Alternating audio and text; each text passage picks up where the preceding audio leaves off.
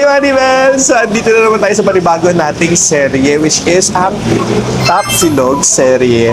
Maraming nag-comment, iba't ibang mga businesses, at andito tayo ngayon. Isa sa mga pinapuntahan natin, since 1970s pa daw itong tindahan na to, ito ang Matis Top Sihat or Top Silog. So dalawa yung branches ito and sobrang magkadikit dahil sobrang dami nga daw kumakain.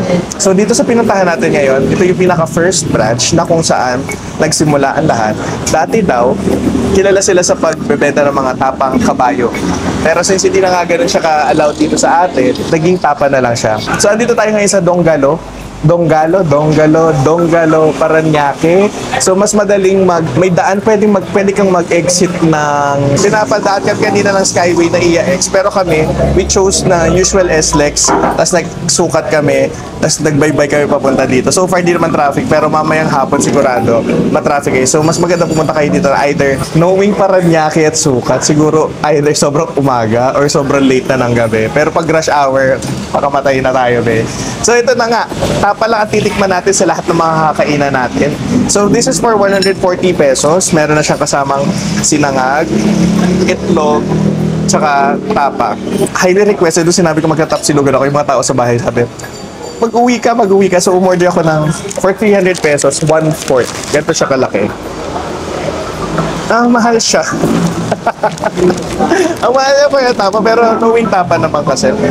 So, tikman na natin dahil isa nga to sa mga sikat at saka pag sinabi kasing Matis, alam na tapa. Ano bang sausawan nyo? Kasi ako, ang ginagawa ko sa sausawan ko, ito may sili or chili flakes. Talagyan ko na maraming ketchup yan. Tapos, suka. Kalamansi dapat namili. Suka. Yan lang. Kasaluin ko yan. Galing nga, mas mura nga ang suka. Yan. So, sa pagkakakita ko, para siyang adobo flakes. As you can see, manipis lang siya and mamantika-tika. Natuyo na siya sarili niya sa sabaw, feeling ko. Ganyan ang tsura na. Bango. Siguro I'm expecting a lot. Nag-expect siguro ako ng sobra. But fatty siya, very oily. Hilinamnam niya is hindi artificial. Alam mo, galing sa beef na matagal na pinakulaan ng sobrang tagal. Hindi ko masabi kung malambot kasi shredded na siya. Chewy siya ng konti. More on tamis ang nalasahan ko compared sa umami flavor niya. Hindi siya ganun kasing beefy as I expected, but it's not bad. Baka naman kasi kailangan ng full experience. But the tapa itself alone, okay lang. May sumaka ako lang, ikaw nga tikman mo. Ayun nga, gusto ko lang makita rin. Baka ma-arte lang ako. Hindi ko ma-arte lang ako. Siguro masyado ako nag-expect. Ito, overall, siguro nag-expect ako kasi nga, from the first, gadya, dami nag-recommend sa comment section. Like, yeah, tama. It's your typical tapa na may hits of sweetness, very Pinoy ang atake. Hindi siya kasing lambot as I expected kasi nga shredded siya. Dried down siya kasi parang flakes na siya. For 140 medyo nauntian ako sa serving. But the concept is there, andun yung lasa.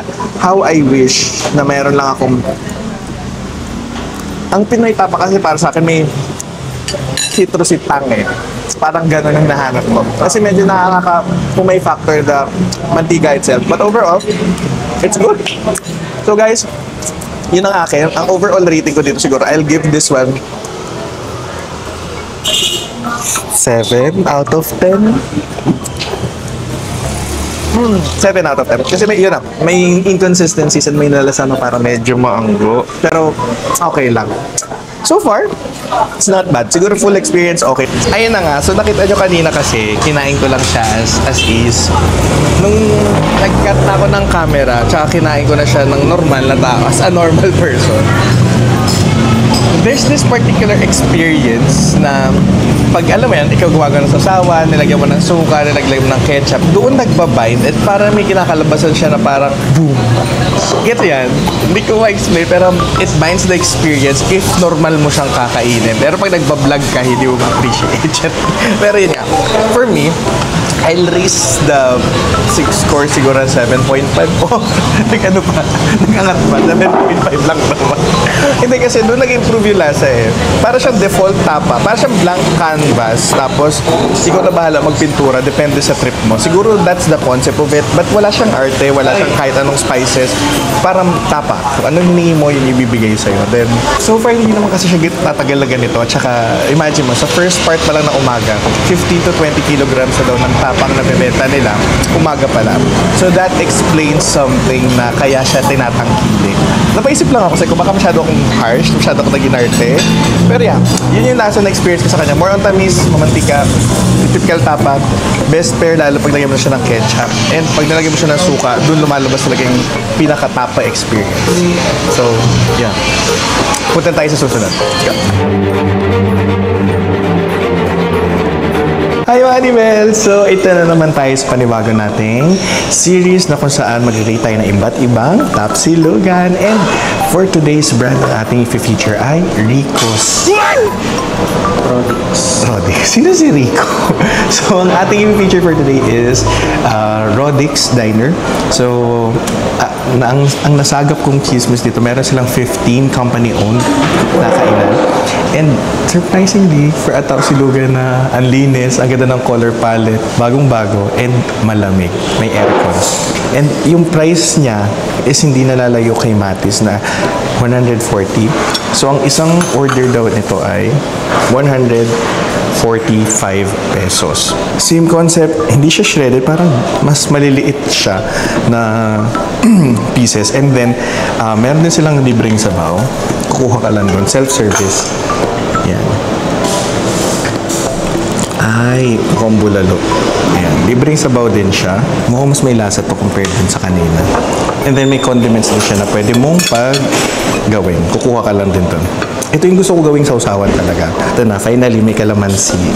So, nilalagyan ko lang usually ng kalamansi. Tapos nilalagay ako ng sili. Konting toyo. Tapos puro ketchup. Yan ang aking laging sausawan. Hindi dapat tomato, dapat banana. Parang kang gumagawa ng barbecue. Tapos dudurungin mo lang yan ng sili. Yan. Kailangan nakaganyan para mapapit yung angkan. Ano bang mas gusto niya sa tapa? Kasi ako, mas gusto ko yung buo. Pero siguro nga, dahil para mas affordable, hinihiwa-hiwa nila. Tingnan natin. Ganda ng itlog, oh. Ayan siya, be.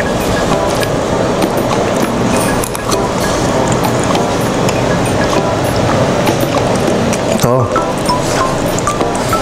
Sorry, Matis, pero sobrang layo nito. Mukha siyang dry, but it's moist still sa loob. Hindi siya sobrang fatty as expected, pero mas lean siya. As what you can see, dito sa ilalim, wala masyado siyang fat or gatil. Puro talaga siya laman. Kaya siguro para siyang almost pag-giniling na itsura. I mean, visually not appealing lang. Kumpara dun sa picture. Tingnan mo yung picture. Tingnan mo yung picture. Medyo hindi ganon. Pero, close enough. Ang nag-usap ko sa kanya, meron siyang linamnam factor na matamis. Andun yung beef. Natural taste pa rin ang beef. Ang hinahanap ko, yung may alat. Yung alat na... Alat! Salty! Kasi yung kanina wala. Kasi parang kumakain na asukal at mantika, tapos kanin. In fairness, gusto ko to. Bibigyan ko to ng 9 out of 10. Kasi nobody's perfect, 9 lang.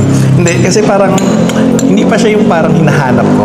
It's still your typical tapa or tapsilog na mas malinamnam talaga siya. Natural na linamnam siya.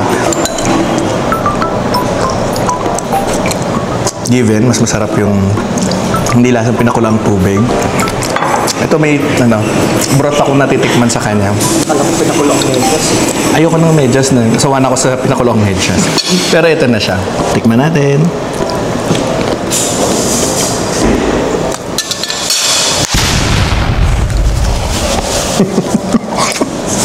Hindi pa sound effect. Ito. Ang perfect ng garlic rice, walang arte. Garlicky, may toyo, very nostalgia ang dating sa akin. Typical Pinoy breakfast na hindi mo hahanapan ng iba. I mean, pagka ito yung kinakain mo, parang masasatisfy ka na ayoko na kumain ng ibang ulam. Ganun feeling. What more pag lalagyan ko pa siya ng ketchup? Sarap pala nito.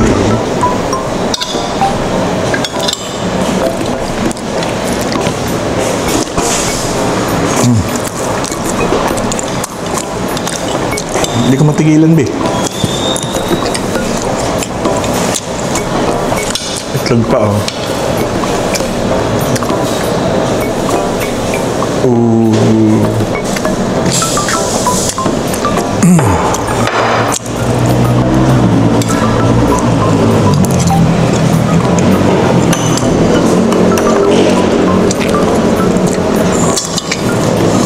Hindi ako makatingin. Kumain na ako dito, ah. Diyos ko. Ang sarap. Alam mo yung sweetness niya, subtle lang. Nangingibabaw yung lasa ng pinaka-beef niya. Sobrang tender niya. Pag may makakain kang buo, hindi siya yung dry na ma-shred kumpara doon sa nakainan natin ng una. Or diretso yung kumpara kay Matis, yun kasi shredded na dry siya kasi nga para siyang ginisa ng sobrang tagal at pinakulan sa sariling mantika. This one has still moisture. Ito yung may mga sabaw pa eh. Alam mo yung sabaw siya kasi look, para siyang kumbaga sa face towel, hindi siya piniga, hindi siya soaked in with, damp lang siya, parang ganun ang peg niya na pagkang hinuya mo siya, andun lahat yung flavor niya, very umami, hindi siya ganun ka-fatty. 9 out of 10.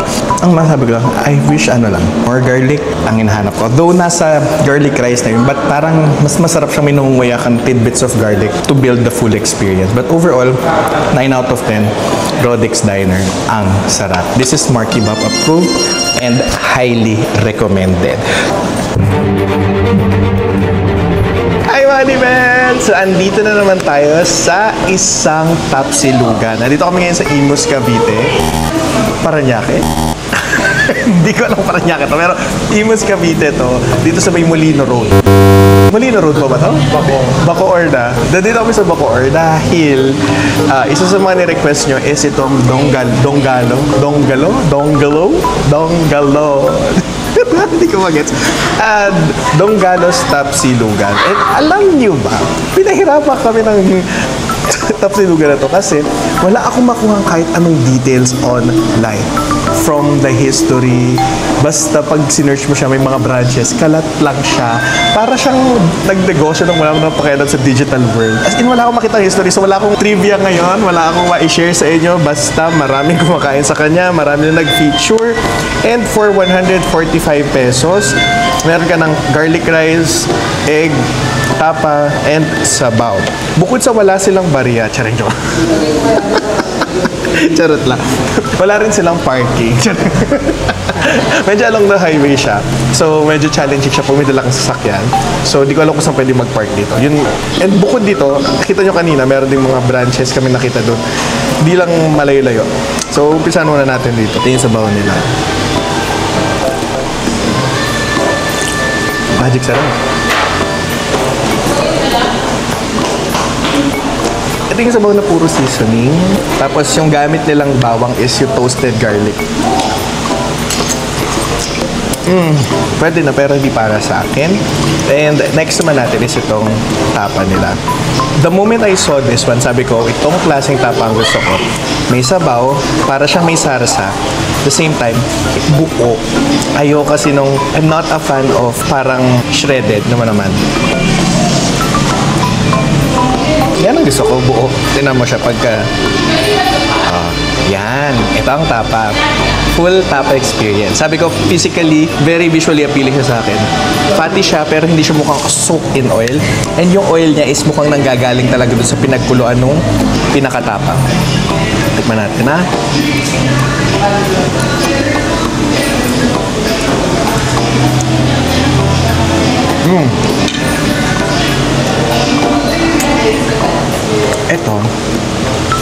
Ito na.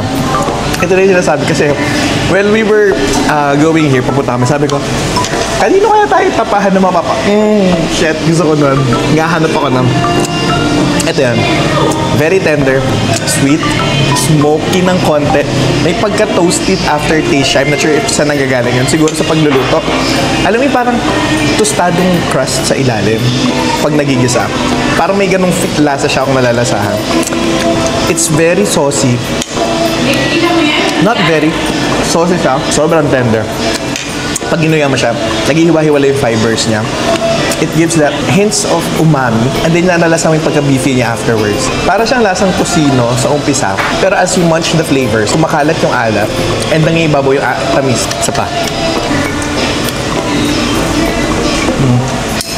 Ito. May hints of citrusy asim siya, pero hindi ganun ka-evident. Overall, bigyan ko to ng 10 out of 10. Same prices na sila, 145. Sobrang layo kay Matis. Halos kalapit ng lasa ni Rodix. But this one has its own personality. Ang pinakagusto ko sa kanya, buo-buo yung chunks and mas may enjoy mo siya every bite you take. Try natin with rice and egg. Gusto ko yung naka-ano lang. Dead man na sila. Bahala ka, pakita mo na yung brand. Pero gusto ko yung UFC, anghang meaty sauce. I-try nyo na yung Overload Meaty Hot Sauce. Available siya in across Nutri-Asia platform. Hala ka, grab. Ito siya, oh. Ganyan ang gusto ko sa, lagyan po ng ketchup yan. Yan. Tapos kakainin mo siya isang buo. Ay! Nagdulo na. Yan na siya.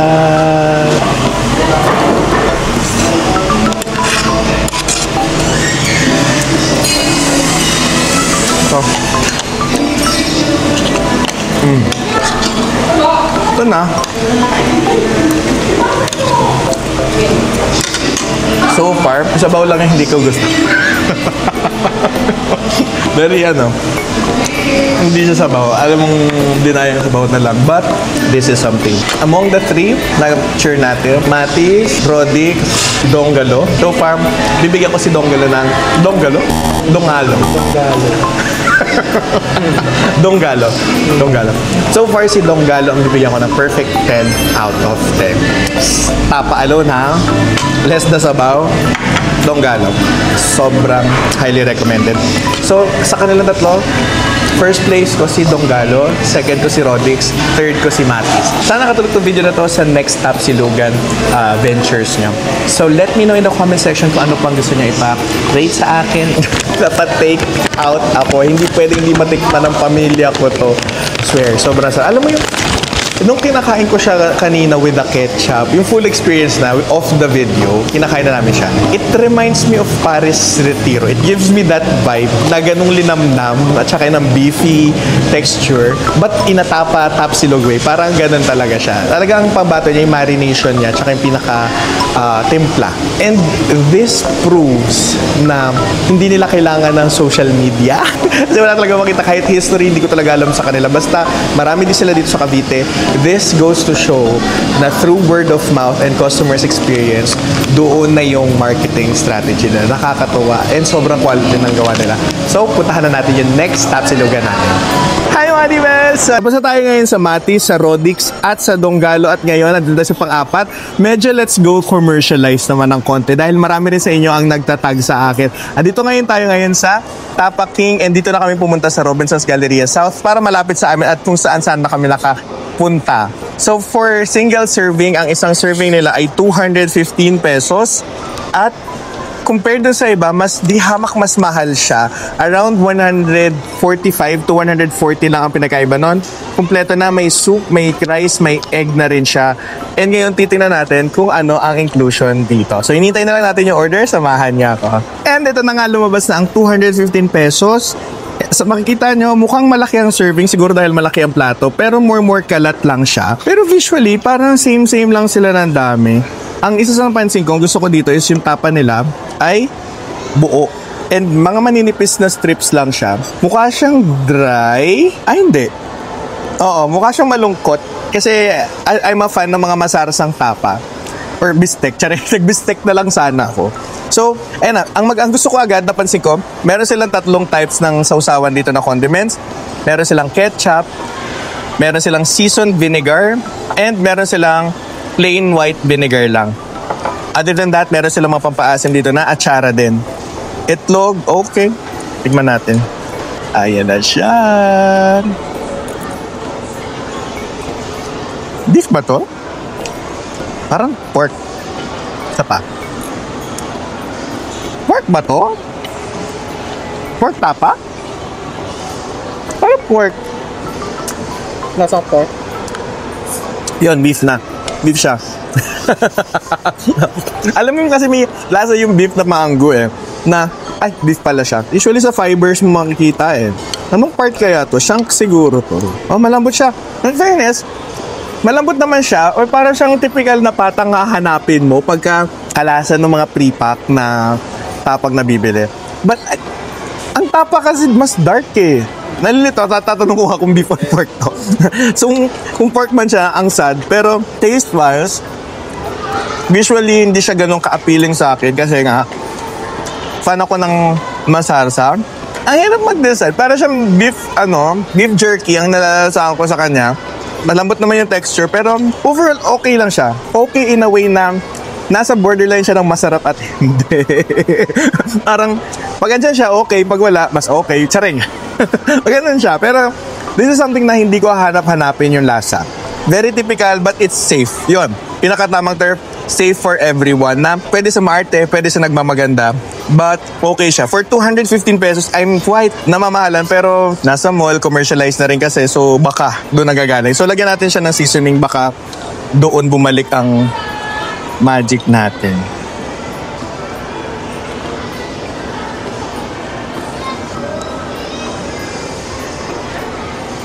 Again, it's not bad. It's not that good either na, wow, gusto ko ng tapa! Gano'n, wala, hindi gano'n. Para sa mas pambaon feel sa akin, parang ganong feeling. But overall, I'll give this 8 out of 10 kasi it's not bad. Okay yung serving portion niya. Medyo pricey lang siya sa akin. I know mas may improve pa to. Personally. Yeah. 8 out of 10. Borderline din siya. 7.9. But overall, it's not bad. It's good. Pwede siyang, if you're craving a tapa na mabilisan, okay sa Tapa King. So, let me know in the comment section kung ano pang gusto nyo brand ang iparate sa akin at pag may mga suggestion kayo. And ito ang aking final verdict after kong kumain ng normal na tao. Sabi nila, per order comes with fried garlic rice. Ito yung pagka ako yung nakikita nilang nag-rate. Kaya mas minsan gusto ko yung hindi ako na kikilala kasi napansin ako ng mga staff. Bigyan silang freebie. This guy!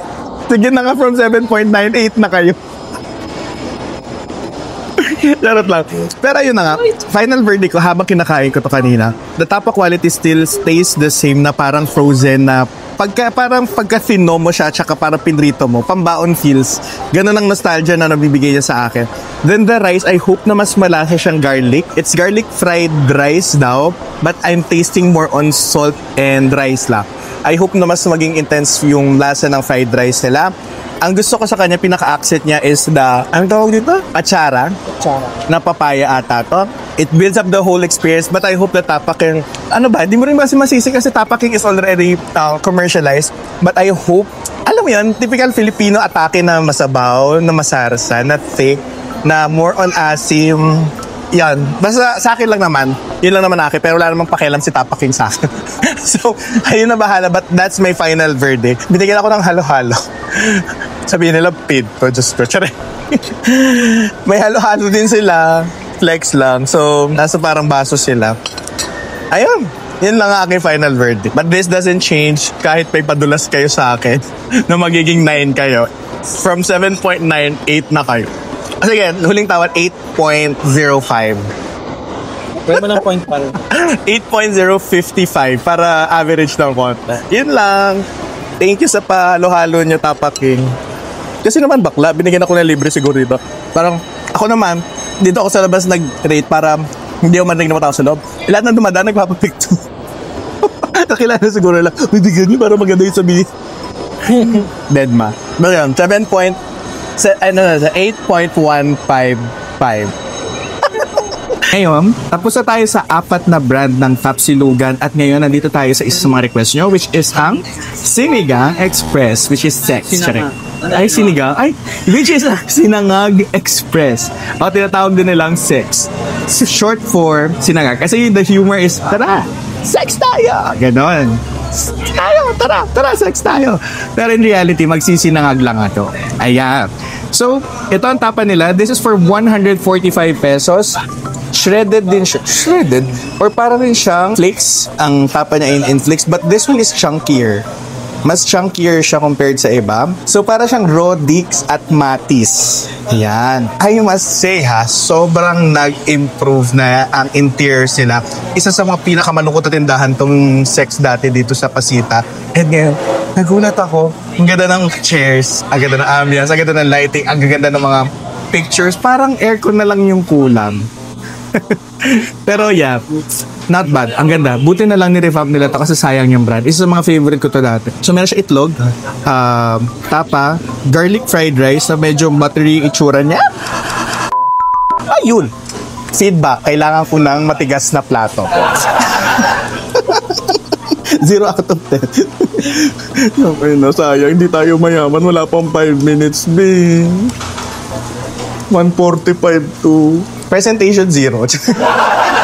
Yan na, malambot siya. So, wag niyong iaangat-angat dahil hindi lang siya eco-friendly kasi nga sa dumpsters naman mapupunta tong mga plate na to. So, huwag kayong magpakaharot-harot tulad ko. Ayan na siya. Shredded din siya.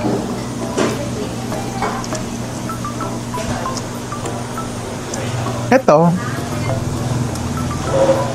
Alam mo yung timpla ni Donggalo at ni Matis na in-improve si Sex. Ang sarap na pang sex. Swear, hindi siya dry.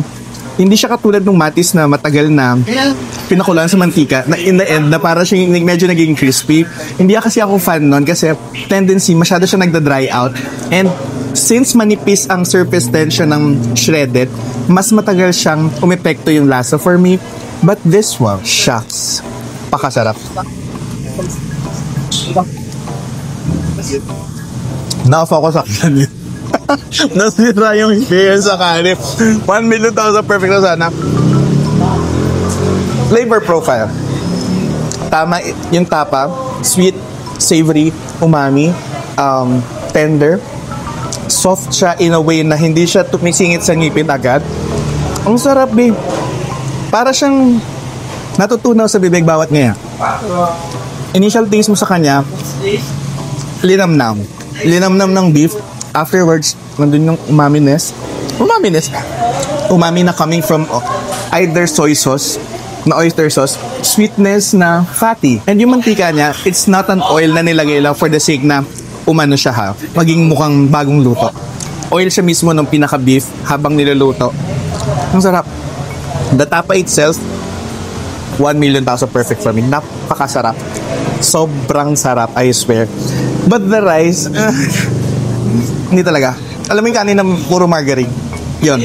Lacks flavor. Wala akong nalalasang saltiness. Para siyang hindi, parang hindi siya garlic rice for me. Nilagyan na lang siya ng toppings na ano. Though fresh ata, hindi siya yung nabibili sa tindahan. But still lacks saltiness, lacks garlic flavor. Puro margarine. I hope ma-improve yung kanin nila. And may itlog siya.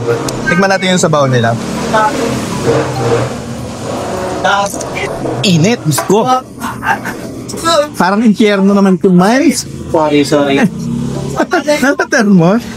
Gusto ko, napakainit, babe. Kaya nga sabaw eh. Oo, ang sarap. Kaya rin init.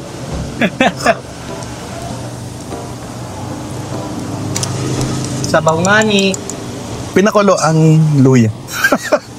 May onting magic. It's not bad. But I would get it. Charay! Nag-inarte sa sex, just ko. And meron silang condiments. I mean, hindi mo na kailangan ng condiments dito. Pag ikaw naman is, hindi ka masyado fan ng matatamis, I suggest lagyan mo ng toyo. Lalo siguro pag may ketchup pa to, mas okay siya sa akin. Overall, in fairness sa sex, in-next ko siya, the tapa itself, in-next ko siya kay Donggalo. Donggalo? Donggalo? Don Galo. In-next ko siya sa Don Galo. Marte. In-next ko siya sa Donggalo when it comes to taste and quality ng pinakatapa. Sobrang solid siya. But the rice, hindi ko talaga gusto yung rice. Unli to, di ba? Ano ko unli to dati, hindi na. Ating hindi na unli yung rice, no? Hindi na po. Ayan, so hindi na siya unli compared the last time I ate here. Yeah, mas okay naman yun sa akin kasi usually pag nag-unli-unli ka, nako-compromise talaga the quality eh. But the tapa itself is still the same tapa na tikman ko. Good thing na nag-adjust na sila sa pricing kasi umabot sa point natin na I stopped eating here kasi nga ganyan na lang, kakarampot na lang yung serving. But overall, Sinangag Express, sex, I love sex. Sorry. Who wouldn't? Who does it? In fairness, good thing na retain niya yung quality ng tapa na natatandaan kong lasa niya way back. Yung rice na lang talaga, hindi ko alam nangyari bakit ganyan na siya. So guys, yan ang aking final verdict. Pag nilagyan mo siya ng toyo, mas masarap na siya. And ang gusto ko sa kanya is yung umami savory sweetness na pagka nginuya mo siya, para siyang sponge. Ibang experience yun. So guys, that's my overall verdict. And sana nag-enjoy kayo sa video na to. Let me know in the comment section kung ano pang gusto iparate at ipatikim sa aking top silog na pwede naming puntahan. So guys, sana nag-enjoy kayo and sana parating masarap ang ulam niya kahit hindi tayo mayaman. Bye! Iniwan ka naman, hindi na naman inubos. Kahit di tayo mayaman.